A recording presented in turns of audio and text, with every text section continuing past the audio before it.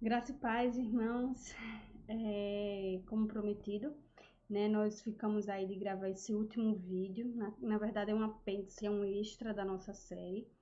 E que vai se tratar aí, né, um pouco de alguns versículos que eu vou trazer para vocês, para refutar um pouco algumas doutrinas católicas, né, da Igreja Católica, que, como nós falamos desde o início, né, a Igreja Romana, ao longo dos séculos, se distanciou muito daquilo que foi a Igreja do tempo dos primórdios, do tempo dos apóstolos, né? Ela se distanciou muito.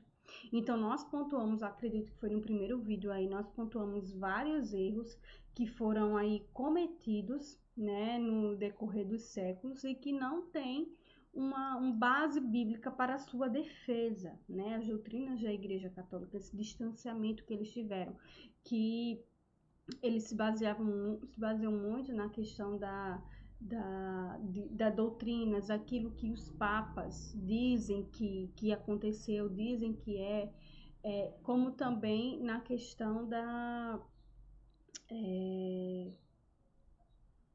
das tradições. Deu um bug agora, mas eu lembrei. Da tradição da Igreja Católica. Então, infelizmente, né, a Igreja de Roma ainda prega, ensina e defende essas mesmas, hoje, né, essas mesmas práticas que foram denunciadas desde o tempo da Reforma. Então, a Igreja ainda continua com essas mesmas práticas. Então, agora, né, nós gostaríamos de apresentar para vocês o que as Escrituras falam verdadeiramente sobre aquilo que a Igreja Romana afirma sendo suas doutrinas.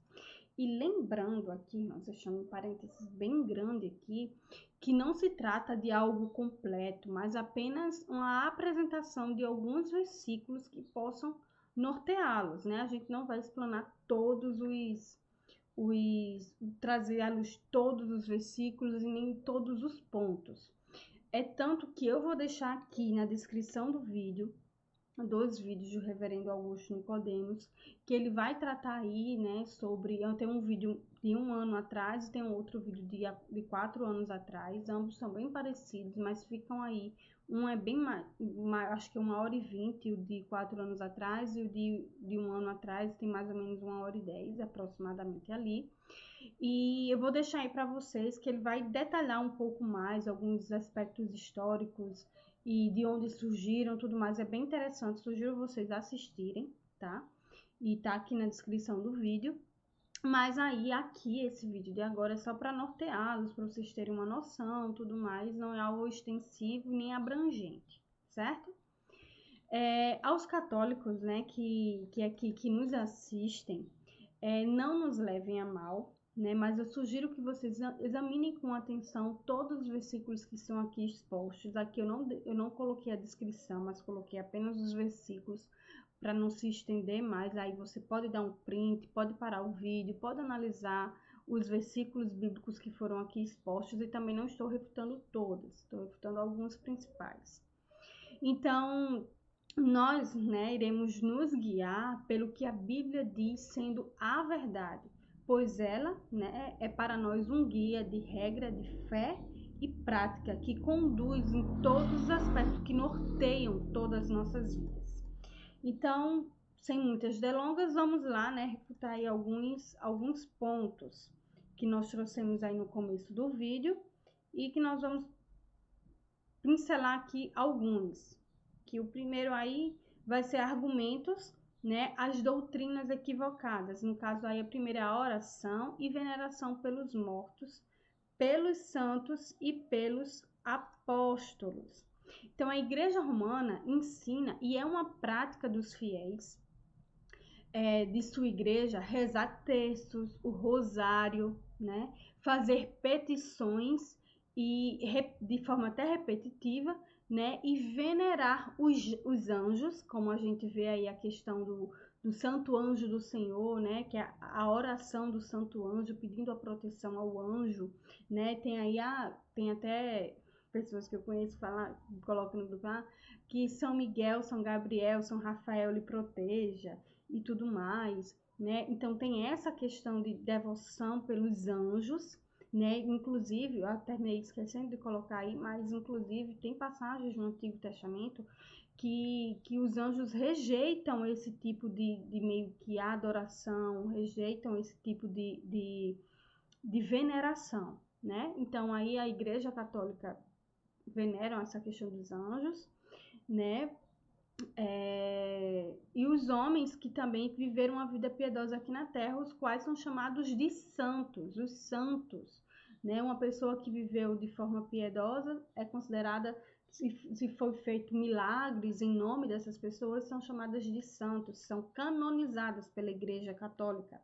E também temos aí, né, a veneração, né, pelos os apóstolos, incluindo São Pedro, São Paulo, que são os mais conhecidos aí. Então, as Sagradas Escrituras enfatizam que apenas o soberano e eterno Senhor, que não divide a sua glória com ninguém, né? Que aí tem os versículos bíblicos, a minha glória não andaria a ninguém, Isaías 42, verso 8, 48, verso 11, né? Que somente o Senhor deve ser adorado. Ele não divide a sua glória com absolutamente ninguém. Ele não dá a ele a glória que é devida a ele a outra, ele não divide, né? Ele não permite isso. Então, que é isso basicamente o que os católicos terminam fazendo. A gente está até adiantando aí um ponto, que quando se pede um santo para se fazer um milagre, e recebe esse milagre, em vez de dar a glória devida a Deus, não foi, eu pedi a santo tal, ou a Santa Rita, a senhora desatadora dos nós, e não sei o que, e ela atendeu a minha prece, então rende graças a santos, né? Em vez de render graças unicamente e exclusivamente ao Senhor. Então, o Senhor Jesus Cristo disse e está escrito: ao Senhor teu Deus adorarás e só a ele darás culto, né? Mateus 4:10 e Lucas 4, verso 8. E aí trago aí para vocês outros versículos bíblicos, inclusive o primeiro mandamento, né? Lá de Êxodo 20, Deuteronômio 5. Né, que não terás outros deuses diante de mim, o segundo mandamento que fala sobre imagens, esculturas que são proibidas, né, que é outro ponto que a gente vai tocar aí também. Então, tem vários versículos aí que eu coloquei aí que vocês podem estar dando uma olhada, justamente com relação a isso, que Deus não permite que a sua glória seja dividida com ninguém, né, porque ele é o Senhor soberano sobre todas as coisas. Então, temos também aí o culto aos santos, né, que foi recusado até mesmo pelos próprios apóstolos. A gente vai ver aí no livro de Atos, quando eles fazem milagres e tudo mais, isso em nome do Senhor, o poder não estava nele, mas era pelo nome do Senhor, era Deus, Cristo, em nome de Cristo, que eles faziam tais milagres, né, e que as pessoas muitas vezes chegavam a se ajoelhar diante dele para render culto e adoração. Eles rejeitaram, não façam uma loucura dessa, nós somos homens pecadores igual a vocês. Então tá aí também registrado no livro de Atos, tem alguns versículos aí que vocês podem estar conferindo, e também com relação aos mortos, né, que dia 1º aí é dia de todos os santos, dia 2, dia de finados, né, com relação aos mortos, que é a igreja, né, de acordo com as Sagradas Escrituras, as nossas orações, né, não irão influenciar no julgamento de Deus para com os mortos, né? Cada um será julgado conforme as suas próprias obras, Mateus 16, 27. Chegamos à conclusão que o julgamento é algo individual, conforme diz o texto. Assim, pois, cada um de nós dará contas de si mesmo a Deus, Romanos 14, 12. Portanto, as nossas orações a favor dos mortos não irão influenciar na decisão de Deus de salvá-los ou não, né? E assim como aos homens está ordenado morrerem uma só vez, e depois disso o juízo, Hebreus 9, 27, né? E que também diz em Romanos 2,6 que ele retribuirá a cada um segundo o seu procedimento. Então, a oração aos mortos, como é um outro ponto também, mais na frente a gente vai ver, né? A oração aos mortos, né? Orar aos mortos para que os seus pecados sejam purgados, sejam perdoados, porque segundo a doutrina, né? Aqueles amigos de Deus vão para o purgatório, que seria um local, né, que eles ficariam esperando as boas ações e tudo mais para que os seus pecados fossem perdoados, e assim eles poderem ir para o céu. Mas as escrituras dizem, é muito claro aí pelos versículos, né, que depois da morte segue-se o juízo, Hebreus 9:27, depois da morte não tem o que fazer. As escrituras também dizem para a gente buscar ao Senhor enquanto se pode achar, e enquanto se pode achar, enquanto nós estamos aqui vivos. Depois que morrer, não tem o que fazer.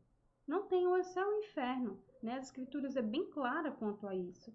Então, com relação aos mortos, né? E isso eles fazem baseados, acho que é, se eu não estiver enganado, é no livro de Macabeus, né? Que na Bíblia Católica tem o livro de Macabeus, mas na igreja, na Bíblia cristã evangélica não tem o que a gente chama de alguns livros apócrifos, porque eles batem de frente, né, com outras partes das escrituras, não são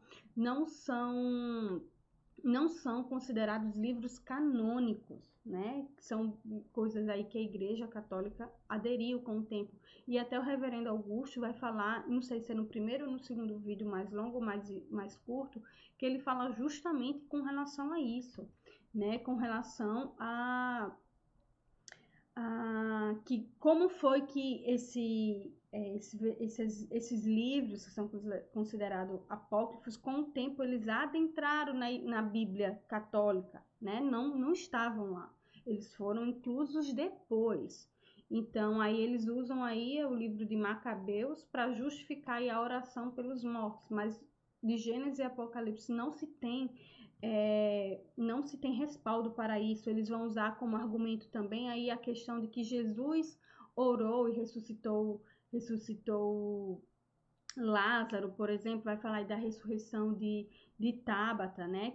Acho que é Tábata, se eu não estiver enganada. Aí no livro de Atos e várias outras questões que foi se orar e aquelas pessoas se ressuscitaram.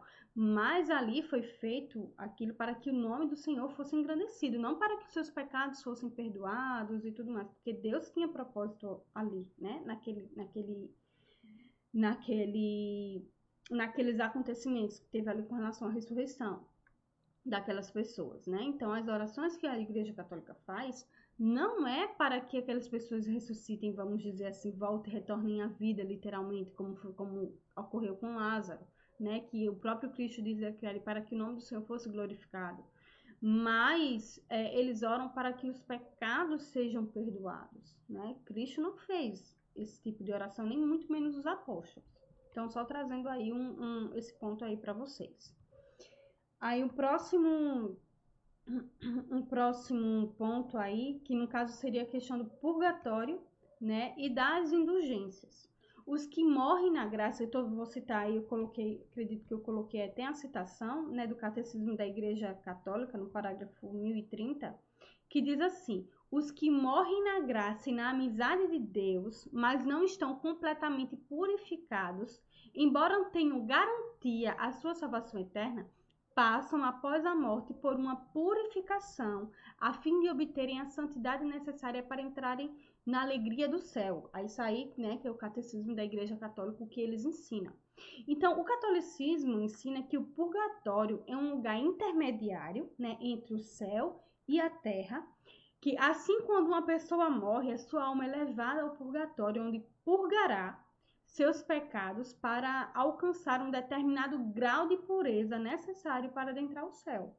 Então, o catolicismo ainda vincula várias coisas a esta ideia, como, por exemplo, as indulgências, que é pagar, né, se paga para que a alma seja,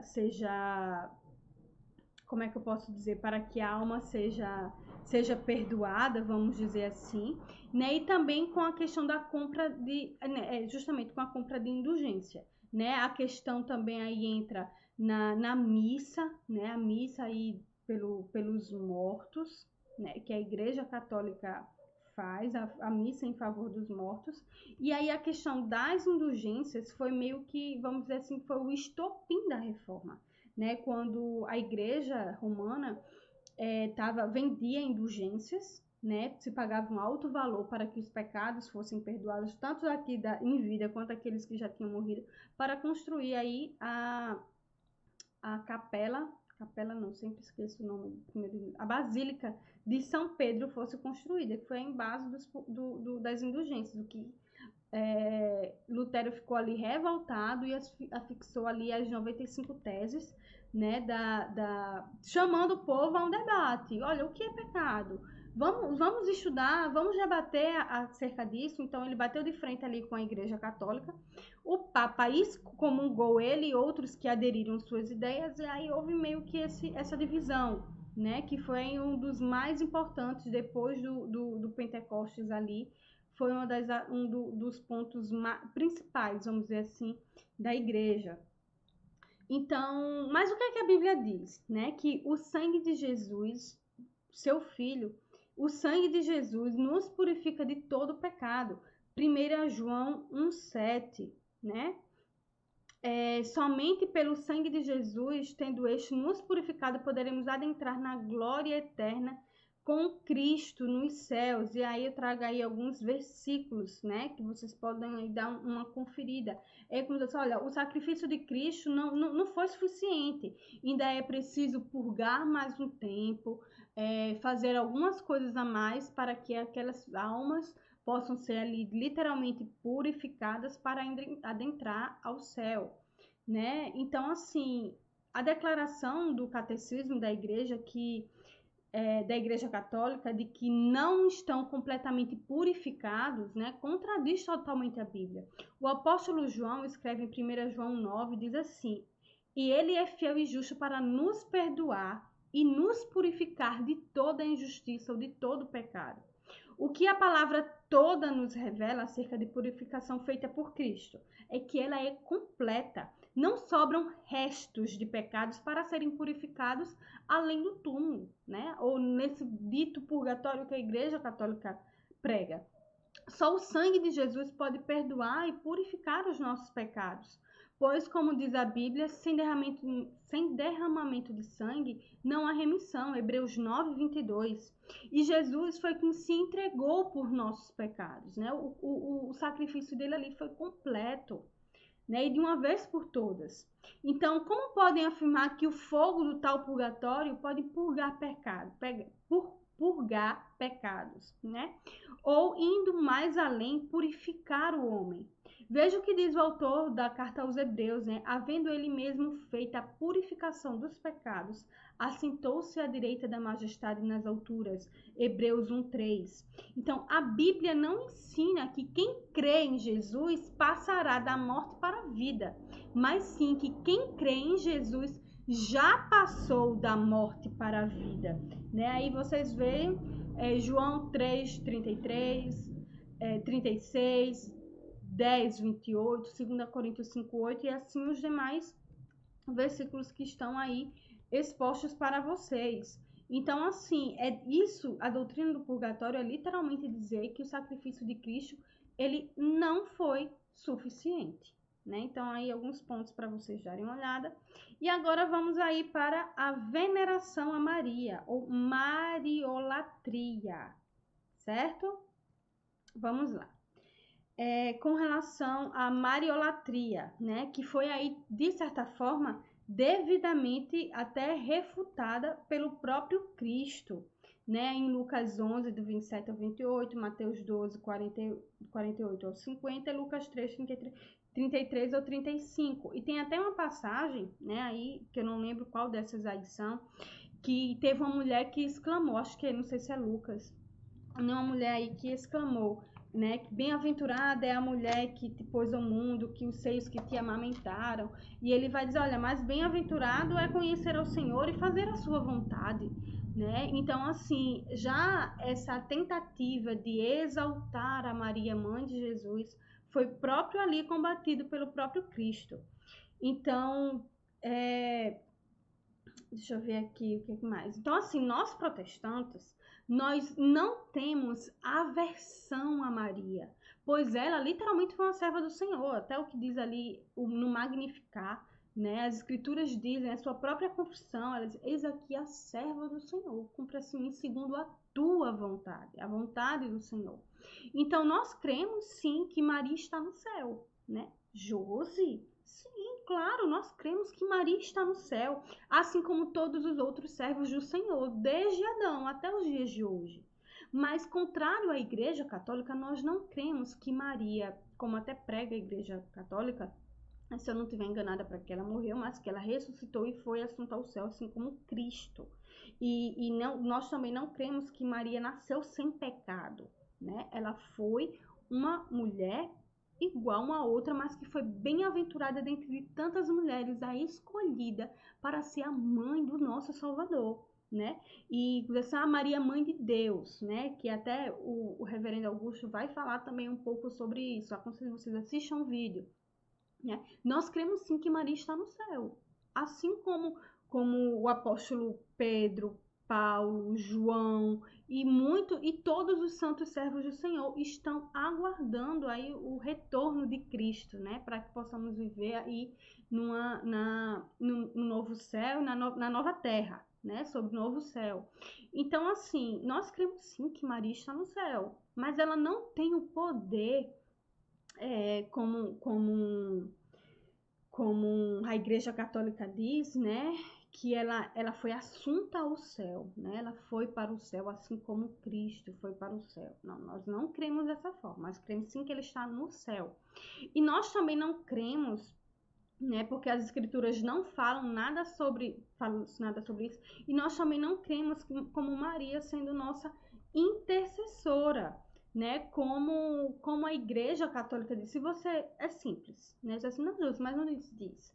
É só você simplesmente aceita para assistir eu digo isso porque tem pessoas da minha família que são católicas e muitas vezes quando eu estou na casa delas, às vezes passa a missa, às vezes eu faço questão de ouvir, né? E depois eu chego até para minha própria mãe e falo assim, mãe, na missa falou assim, assim, assim, mas vamos ver o que as escrituras dizem, né? O padre falou que Maria, ela é intercessora, né? Ela é nossa intercessora. Aí abre lá em 1 Timóteo 2,5, porque há um só Deus e um só mediador entre Deus e os homens, Jesus Cristo, o homem. Então, assim, só Deus é o nosso intercessor, né? Só Cristo é o nosso intercessor, não há outro. Não há outro que possa. A gente vai ver até isso com relação aos santos, quando a gente for. Acho que eu coloquei aí. Se eu não estiver enganada, eu coloquei. Então, assim, dizem também que a igreja, que Maria é nossa advogada, né? Só que 1 João 2,1 é muito claro. Meus filhinhos, essas coisas vos escrevo para que não pequeis. Se alguém pecar, temos um advogado para com o Pai, Jesus Cristo justo. Então, Jesus, ele é o nosso advogado, né? Cristo, ele é o nosso único intercessor. Então, esses versículos aí, né, já batem aí de cara a doutrina aí da Igreja Católica que afirma que Maria sendo intercessora e Maria sendo nossa advogada. Não é, né? É Cristo que é nosso intercessor e nosso advogado. E aí tem um outro ponto que é com relação às imagens, né? Tá aqui, ó. A Igreja de Roma afirma que seus fiéis devem venerar os santos e as imagens destes, inclusive de Maria, dos apóstolos, dos anjos e tudo mais. Então, assim, venerar, eles dizem que venerar é diferente de adorar. Mas se você for pegar aí no dicionário, venerar significa render culto a tal pessoa, cultuar e adorar. Isso é o que diz o dicionário. Então, a igreja diz que a reza diante delas, pedindo ao santo ali representado, que intercede diante de Deus. Então, é Deus quem faz o milagre, mas o pedido vem dos santos. Você pede ao santo, o santo intercede diante de Deus e Deus quem faz o milagre. Mas, na hora de agradecer, né, agradece ao santo que fez o tal milagre. Né? Senão, até uma coisa que eu tenho me policiado bastante, né, que às vezes a gente tem esse costume de querendo ou não, atribuir a Deus aí como é que eu posso dizer? Atribuir a Deus, deixa eu só aumentar aqui a telinha, que já atribuir ali a Deus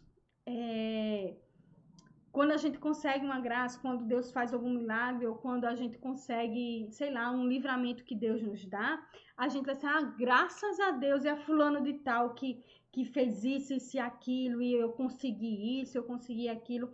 Então, isso, de certa forma, é dividir a glória de Deus, né? Que é devida a Deus.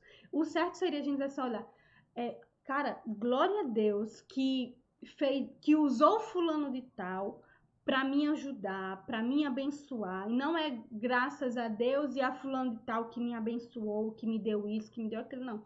É glória a Deus que usou as coisas, os meios para nos abençoar, para nos dar livramento e tudo mais. Então é uma coisa que a gente precisa aí se policiar quanto a isso. Então, aí, como eu falei, né, a Igreja Católica fala justamente isso, né, que o santo que intercede ali para que a gente possa conseguir o milagre. Então, eles dizem assim, né, o argumento, né, quando nós precisamos de um favor de uma pessoa importante, mas não conseguimos chegar até ela, então procuramos um mediador, um intercessor que seja amigo dessa pessoa para falar a ela o nosso pedido, fazer a ela o nosso pedido. E a pessoa importante atende por intimidade com o nosso intercessor. Então, assim, eu preciso falar com o Papa.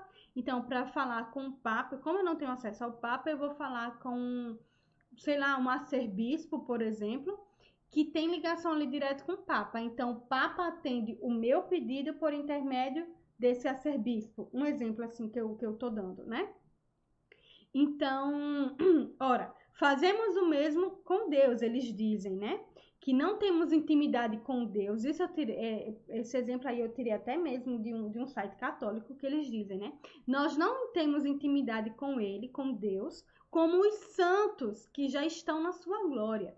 Os nossos pecados limitam nossa intimidade com o Pai. Então, os santos nos ajudam. Mas se a gente prestar atenção, foi justamente isso que Cristo fez. Nos deu esse acesso a Deus. Realmente os nossos pecados nos separam de Deus. Mas Cristo é o único que pode, por causa dos nossos pecados, nos purificar, por causa da morte dele, nos purificar dos nossos pecados. E agora, com os nossos pecados purificados, nós temos acesso a Deus. E a ponte que nos liga a Deus não é santos que estão na glória, mas sim Cristo, que morreu, nos purificou dos nossos pecados para que através do sangue de Cristo que nos purifica, nós pudéssemos ter acesso a Deus. Entende? Não são santos. Os santos estão lá, no céu, na glória, aguardando o retorno de Cristo. Eles nada podem fazer por nós. Quem pode fazer é Cristo, que morreu na cruz e nos purificou. Certo? Então, aí eu deixo aí vários versículos para vocês que refutam aí, né, essa questão da questão de imagens, de usar imagens e tudo mais. E tem até aí o Salmo 115, que também é bem forte, né, que fala, olha, tem olhos, mas não podem ver, tem boca, mas não fala, tem ouvidos, mas não ouvem, tem pés, mas não andam, precisam de pessoas que a carreguem, né? E ainda diz mais, tornem-se a eles, tornar igual às suas imagens, todos que neles confiam, né? Até um salmo belíssimo que a gente canta lá na igreja, o Salmo 115, que fala justamente sobre isso. Tornem-se iguais às imagens, mortos, que nada podem fazer, quem todos neles confiam, se refugiam, né? Então, dê aí uma conferida nesses versículos que estão aí, né? Que vai falar aí um pouco sobre isso. São versículos aí riquíssimos. Também tem o livro de Isaías, de Jeremias, que também fala, e vários outros que estão aí expostos para vocês, que vocês deem uma olhada. Deixa eu ver aqui agora o próximo ponto. A doutrina da transubstanciação, que eu falei de forma bem rapidinha, né? Que a Igreja Romana ensina que o pão e vinho literalmente se transformam no corpo e no sangue de Cristo, né? Mas é como se isso fosse uma espécie de, literalmente, de canibalismo. O vídeo que eu indiquei aí para vocês vai tratar um pouco sobre isso. Então, em 1 Coríntios 11, Paulo se refere aos elementos consagrados como pão e vinho. Ele também diz que Jesus instituiu a ceia como um memorial. Vejam só. Isso significa que a ceia do Senhor, um memorial do seu sacrifício salvador, é um memorial. né? Não há fundamentos na teologia paulina para transubstanciação, dizer que literalmente ali o pão se transforma em carne, na carne de Cristo, e o vinho no sangue de Cristo. É tanto que não se pode, na hóstia, né, não se pode nem mastigar para não morder literalmente Cristo, né? Mas colocar ali no céu da boca e tudo mais. Então não há indício de que os discípulos tenham pensamento de que os elementos se transformam no corpo de Cristo. Quando Jesus disse, isto é o meu corpo, ele estava ali literalmente, fisicamente presente. E os discípulos podiam vê-lo. Então, eles podiam diferenciar perfeitamente o que era pão e o que era o corpo de Cristo, que estava ali em forma de homem. Né? Como Cristo poderia usar suas próprias mãos para segurar o seu próprio corpo? Né? Então, imagina o quão confuso isso seria. Um ensinamento como este poderia ser na mente de um judeu do século I, né? Então, assim, não bate, né? Literalmente uma espécie aí de canibalismo, né? E até a questão de beber o sangue de Cristo, comer o sangue, tomar sangue, é uma prática que é proibida no Novo Testamento, no Antigo e no Novo Testamento. Né, na antiga e nova aliança. Então, assim, não se sustenta, né? Não se sustenta. Eu até falando com uma pessoa que era evangélica, que é católica, falando assim, não, mas olha, a igreja tem testemunhos de pessoas até que duvidaram de que de fato era o corpo de Cristo e o sangue quando foi tomar a hóstia, a ceia ali, né, na comunhão, a hóstia se transformou literalmente num pedaço de carne e o suco ali literalmente se tornou em sangue. Olha, isso qualquer pessoa pode falar, né? Eu posso falar que também o contrário, mas o que deve nortear a gente é o que as escrituras dizem, não doutrinas, não falácias, não qualquer outra coisa, mas é o que as escrituras dizem, o próprio Cristo mandou fazer como um memorial, não como um sacrifício. E lembre-se que é por isso que é até incompatível, até mesmo um evangélico protestante participar de uma missa, porque ali a missa é como se fosse um sacrifício, significa sacrifício, é como se estivesse ali sacrificando literalmente Cristo, indo contrário às próprias escrituras, né, dizendo que Cristo morreu uma vez por todas. A sua morte foi única, foi eficiente, foi eficaz, ele não precisa ser sacrificado toda a missa, né? Aí até no vídeo também vai falar sobre a questão do sacerdócio, né? O sacerdócio de todos os crentes, o sacerdócio do padre, né? Tudo mais. Então, assim, são coisas que literalmente não batem. Então, aqui eu trouxe só alguns pontos para vocês. Sugiro aí que vocês assistam o vídeo, tem muitos outros vídeos aí, falando um pouco mais detalhado sobre essa questão da refutação. Eu trouxe aqui só alguns pontos, como eu falei, não é a intenção de ser exaustivo e prolongado, certo? Então, aí, dando só continuidade, irmãos, né?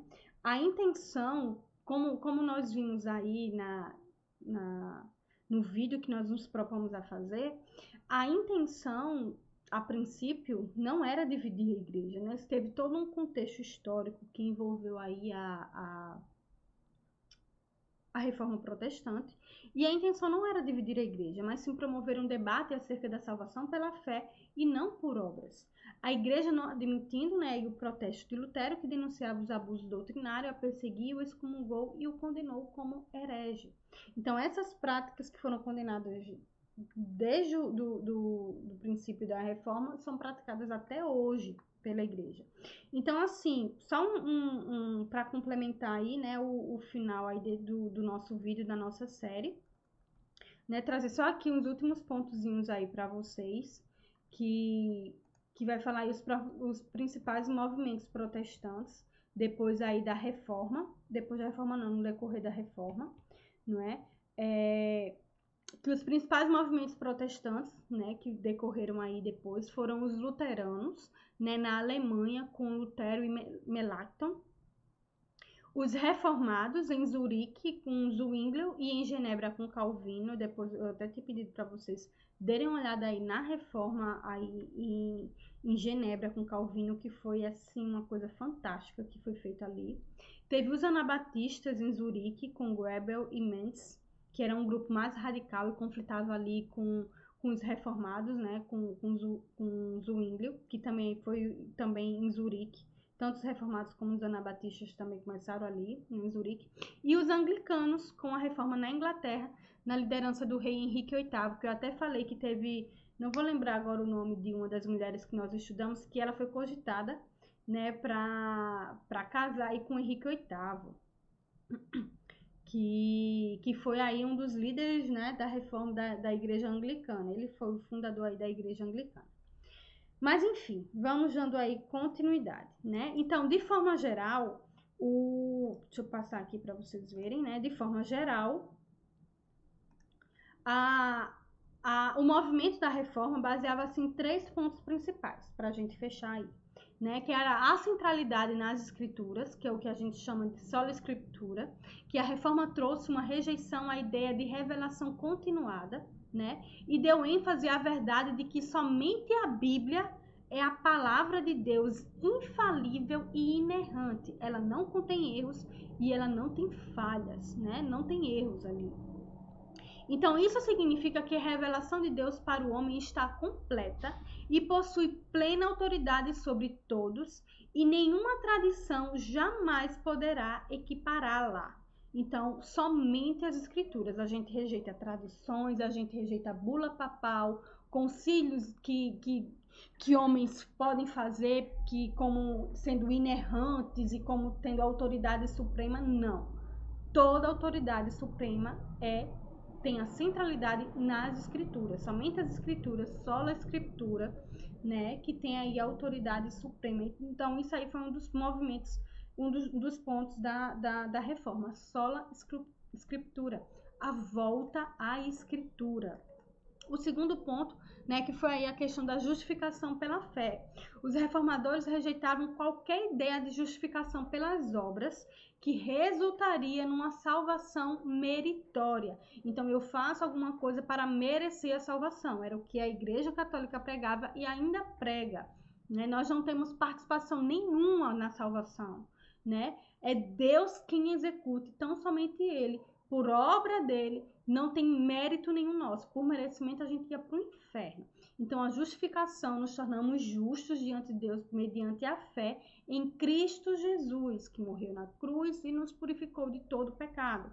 Então, aí, né, mais tarde, esses pontos acerca da verdade bíblica sobre a obra da salvação, né, isso foi bem depois, né, foi sintetizado nos lemas sola gratia, somente a graça, né? Sola gratia, sola Cristo, sola fide e sola Deo glória, que é somente a graça, somente Cristo, somente a fé e somente a Deus a glória, somente glória a Deus, né? Que ficou aí conhecido como os 5 pontos, né? Os 5 solas da Reforma Protestante. Os 5 solas vão ser harmonizados, vamos dizer assim, isso depois, bem depois, mas em linhas gerais, foram esses os princípios da reforma. E também o sacerdócio de todos os crentes. Os cristãos reformados entenderam que o único intermediário entre Deus e o homem é Cristo. E que através de sua obra, todos os cristãos verdadeiros, né, são feitos reis e sacerdotes, no sentido de que eles possuem acesso direto a Deus. A gente não precisa de santos, de Maria, dos apóstolos para ter esse acesso direto a Deus. Não. O meio quem liga aí é Cristo. Cristo nos dá esse acesso direto a Deus. E com isso, né, o conceito de divisão entre clero e leigos, ele foi literalmente rejeitado, visto que a igreja é a comunhão de todos os fiéis. Então, assim, o sacerdócio de todos os crentes, somos sacerdotes, né? E nosso sumo sacerdote é Cristo, que expiou os nossos pecados, e através dele nós temos acesso direto a Deus. Então, irmãos, essa foi aí um pouco dos pontos que nós viemos a pontuar acerca do que foi a reforma e alguns pontos doutrinários que a gente, né, aí fez. Diminuir aqui. E agora a indicação de alguns livros. Tem aquele livro lá que eu terminei não trazendo ele aqui, que foi o Cristianismo através dos séculos, que ele vai continuar trazendo aí até agora 1900 e não sei quanto, né, a história da igreja. Queria indicar aqui para você, se você tem curiosidade de saber como foi aí como chegou, né, a evangelização até aqui, o Brasil. Tem esse livro aqui, História da Evangelização no Brasil. É um livro curtinho, muito bom de se ler. Eu já li ele todo no tempo de seminário, né, que ele é muito bom, bem explicado, ele é excelente. Se você quer saber a história um pouco da sua denominação, de como o evangelho chegou até aqui no Brasil, esse livro aqui pode te ajudar. Vou indicar esse livro aqui, certo? A Virgem Maria, que é uma análise da doutrina mariana do catolicismo, certo? Que ele vai trazer aí, vai refutar várias coisas, vai trazer aí um pouco da história, enfim, vai refutar aí sobre essa questão da mariolatria, né? Não mariolalia, né? Mariolatria, que é a adoração aí, a veneração a Maria, ele vai trazer aí. E também esses dois livros aí, né? Da editora Vida Nova, Teologia e Prática da Igreja Católica Romana, uma análise evangélica, de Greg Allison. E também nós temos de Michael Horton, Evangélicos Católicos e os Obstáculos à Unidade. Por que não existe uma unidade entre evangélicos e católicos? Então ele vai destrinchar aí os pontos que nós divergimos, né, na nossa doutrina, e que não há irmandade, vamos dizer assim, não somos irmãos, porque a nossa doutrina diverge em muita coisa, né? Diverge em muito. Então, assim, terminamos aqui, mas literalmente, né, agora a nossa série. Espero que tenha sido proveitoso para você, que tenha abençoado a sua vida, certo? Mais uma vez, eu peço que você curta o vídeo, compartilhe com outras pessoas, até com católicos também. Eu, por exemplo, tenho um grupo de pessoas que eu conheço, católicas, que eu compartilho com elas o vídeo. Inclusive, até minha mãe também é católica, e quando eu tô lá com ela, eu coloco o vídeo, a gente assistiu o vídeo, até os 2 primeiros vídeos assisti com ela, né? Tirei ali algumas dúvidas, expus alguns pontos para ela, me alonguei mais em alguns pontos, a gente conversou um pouco sobre isso, né? Então, compartilhem com outras pessoas, assistam, né? Curtam o vídeo, comentem para que o vídeo tenha relevância, certo? E eu espero que tenha sido bênção na sua vida, porque para mim também foi bom, porque eu pude trazer à memória, refrescar muitas coisas que eu já tinha estudado desde o tempo do seminário. Então, assim, irmãs, quero agradecer, irmãos, né? Agradecer aí a vocês terem acompanhado, comentado, né, e compartilhado também. Tem várias pessoas que falam, publiquei nas minhas redes sociais, no Instagram, compartilhei no grupo de Facebook da igreja. Então, assim, compartilhem, nos ajuda, a gente faz justamente isso com o intuito de abençoar outras vidas, né? Então, espero que tenha sido relevante. Que Deus abençoe vocês e até um próximo vídeo, uma próxima série ou algum outro vídeo aí que a gente venha fazer, tá bom? Que Deus abençoe e até a próxima.